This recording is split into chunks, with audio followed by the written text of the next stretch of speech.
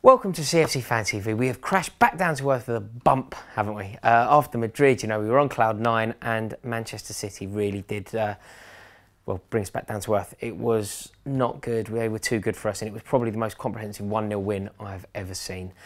We have put our heads together here and we've come up with 3 things that need to never happen again to make sure that we have any chance in this title race.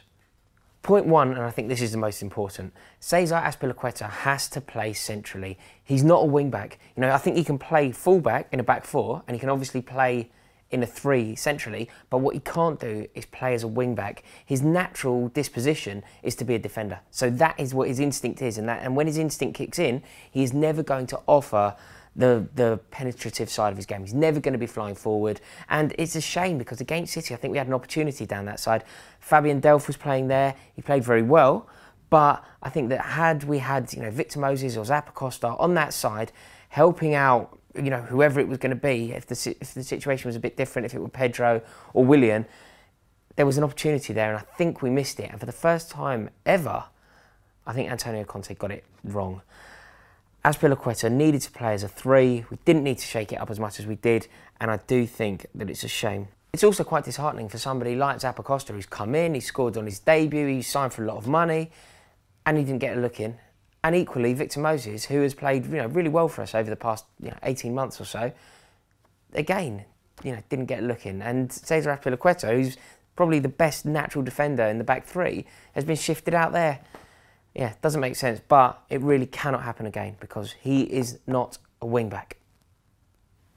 Point 2 is our substitutions. We know how effective these can be. In the days of Mourinho, we saw him completely change a game by making 1 or 2 or 3 changes. He would do it all at one time, and he was never afraid to do it no matter what was going on. At certain times, I can remember Mourinho in his pomp, he'd sub the sub, he brought Joe Cole on and he subbed him off. I think Antonio Conte got the substitutions wrong here.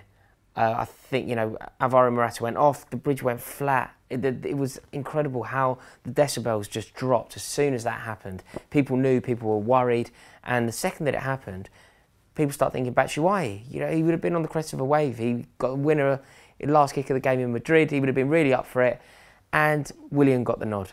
I can see the logic. I think, to perhaps give Eden Hazard more space, you bring on Willian, but it really didn't work. And having Batshuayi on the bench and not using him just seems to not make any sense for me. I've often wondered whether Conte valued Batshuayi at the highest level, and when I saw that substitution it really did make me wonder, but we have to get it right in the future. You make a decision like that, Willian comes on, Willian didn't have his best game, did he? And it just put Manchester City into the ascendancy. We really did struggle after that. The bridge, I thought it was quite lively early on. It went very flat when Morata was injured, and it remained that way because Willian came on and didn't offer enough. And by the time Batshuayi was brought on, it was too late. City were in the ascendancy. They were playing very well. They were controlling the tempo, and we couldn't get the ball off them at times. So we have to get these substitutions spot on for the rest of the season. And point 3, this is a really simple one, but it's simply use the ball better.